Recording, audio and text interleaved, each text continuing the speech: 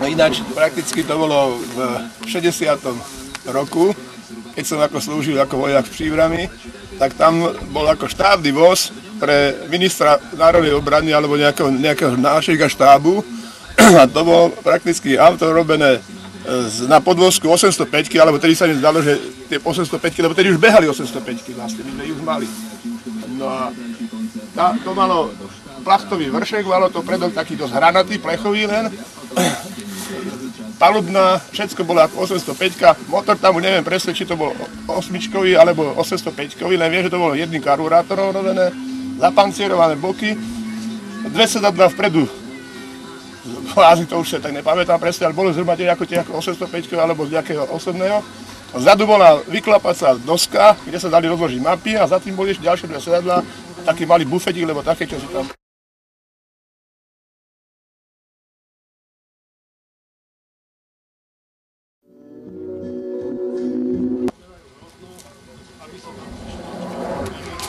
Odbežov dostanú tú našu štartovaciu lampu.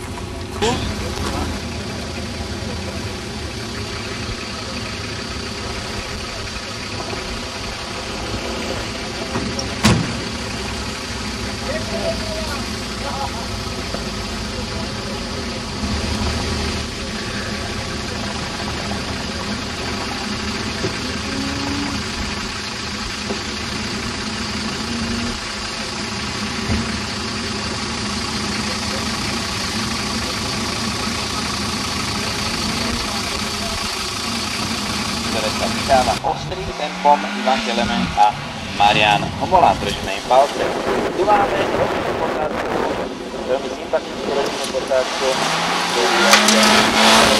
ktorú má dobre upravenom vozidle. Jan, rektorík a syn, predpokladám, že sedí vedľa neho. Spomínali rektoríkov v tejto chvíli na trati, pozrieme sa, koho máme na startovej čiare. Je to ďalšie vozidle na ktorý som spomínal, že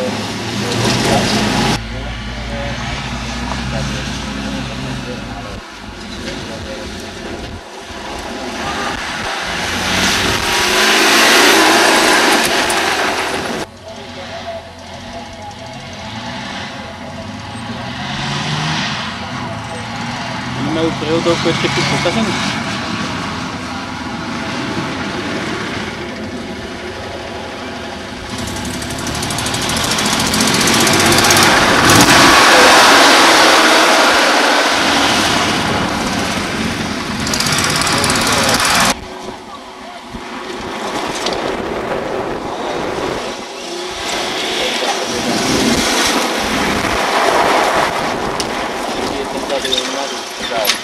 upozorňujem na povinnú výbavu srdcom a technickými znalosťami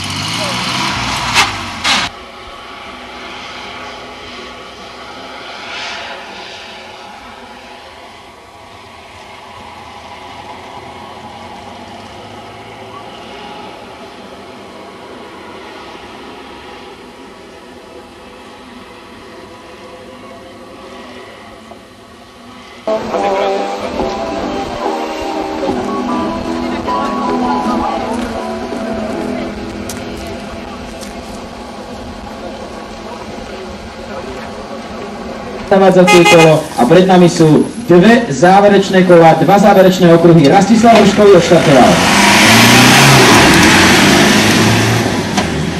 Ja len poviem, že jeho čas z prvého... Si natrestal. Aj si sa ubil. Či len si MKTčko dával.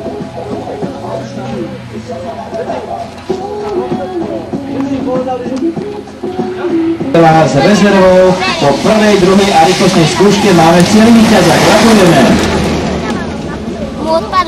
Roman Ach, štartové číslo 304, by už mal byť pripravený v tejto chvíli na štartovej čiare a takisto bez zavádzacieho kola, bez prípravného okruhu odštartuje na vozidle. Ale je sympatické, že chlapci sa rozhodli štartovať aj s touto penalizáciou.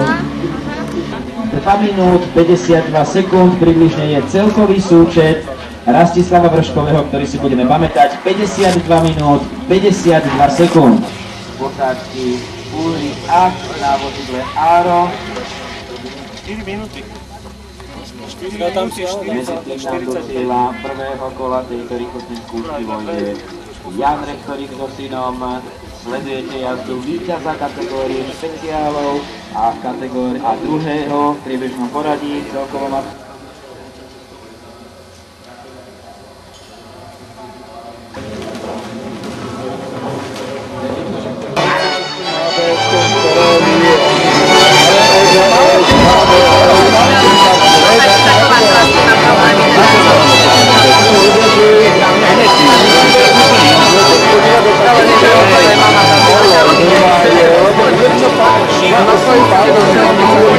ale na konci toho duelového dňa vieme, komu sa najlepšie darilo, komu sa najviac darilo na podujatí seriálu Offroad Memphis Offroad Cup 2000. Takže nech sa páči, všetkých pozývame sem v Pankárne, utvoríme tu takú komornú atmosféru. Aj pán Holečka, teda ten, ktorý mu tu, poviem úprimne, dosť vážne spískal. Tie schody slávy sú pripravené pre jazdcov kategórii benzín, kde na 3. mieste po neuveriteľne bojovných výkonoch, dokonca bojovných výkonoch aj v boxoch, predviedla dvojica Ivan Kelement, Marian Homola na Honde HRV. 3. miesto.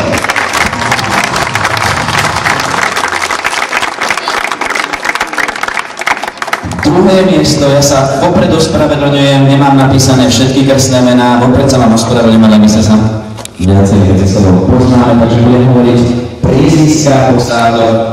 Druhé miesto.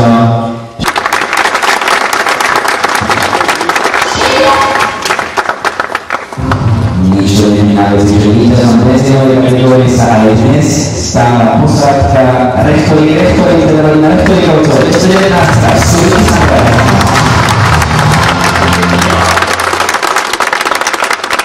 Poprosím generálneho riaditeľa spoločnosti IMA Invest Ivana Horešku, Jana Ludvíka, predsedu klubu Štrikačte Jablko Slovensko a Marcia Tečeka, generálneho sekretára Slovenskej asociácie motoristického športu, aby odozdali ceny pre prvého, druhého a tretieho, pre prvú a druhú posádku kategórii Peci, kde sa nám to celkom pekne dovedlo. Ja len dodám, že na 4. mieste skončila posádka Julia Šabová, 5. priečka patrí Marošovi Malovi a Fidelovi Čovičovi, 4. posádka Anna Prodes, Pintoša, samozrejme. 6. priečka, Čoviča a 7. sú Galfi Posa, takisto tým Suzuki, ináč mimochodom v tejto kategórii máme 5 vozidel značky Suzuki, jednu Toyotu a taká prítomnosti posádky Kelene pomohla aj jednu Hondu HRV. Takisto, priatelia, zopakujeme v tejto chvíli, gratuluje generálny riaditeľ IMA Investu Ivan Holečka, víťaznej posádke, rektorík za nimi, Enzinger, Soran a 3. miesto Kelenen Pomola. Gratulujeme!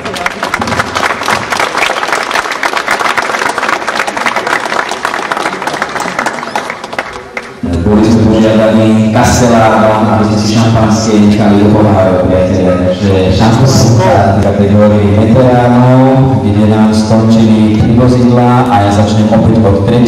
miesta. Na 3. mieste, ako veľmi peknej jazde, treba povedať, spanilej jazde by som si dovolil povedať, skončila posádka Kopečný, Tatra 803, štartové číslo 303, 3. mieste.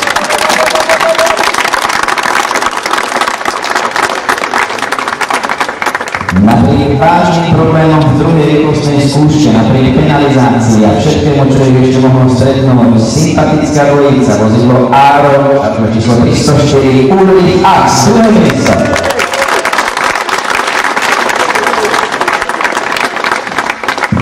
No a absolútne, ťažko povedať, či prekvapenie, ale rozhodne teda na takomto vozidle, na tom štartovala víťazná posádka. Je to prekvapenie, ale z hľadiska toho, že Žalová v tom bol takmer profesionálny jazdec, to prekvapenie nie je víťaz Mario Horváth a Jan Ludvík, priatelia víťazstva kategórie veteránov.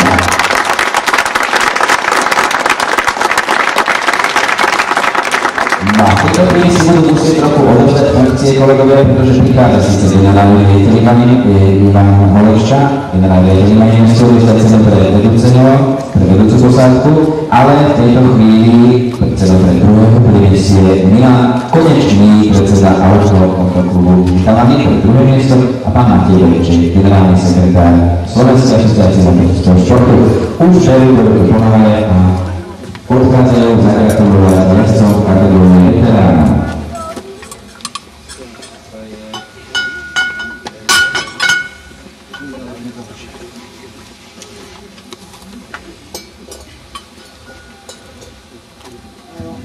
Hovorila Ulrich, jazdili na vozidle Ladaniva a naozaj, keď sme sa pozerali na štarte na automobil Ladaniva staršieho dávku výroby, tak sme si neboli celkom istí výsledkom, ale ako vidieť, naozaj nerozhoduje len samotná technika, ale aj jazdecké umenie, aj taktika, ako sa dá dosiahnuť výsledok. Druhá posádka Ulrich Ax, s tým mali veľké problémy s technikou, zradilo ich a v prvej rýchlostnej skúške napriek tomu skončili na 2. mieste a krásna Tatra 803. Kopečný. Gratulujeme, priateľe.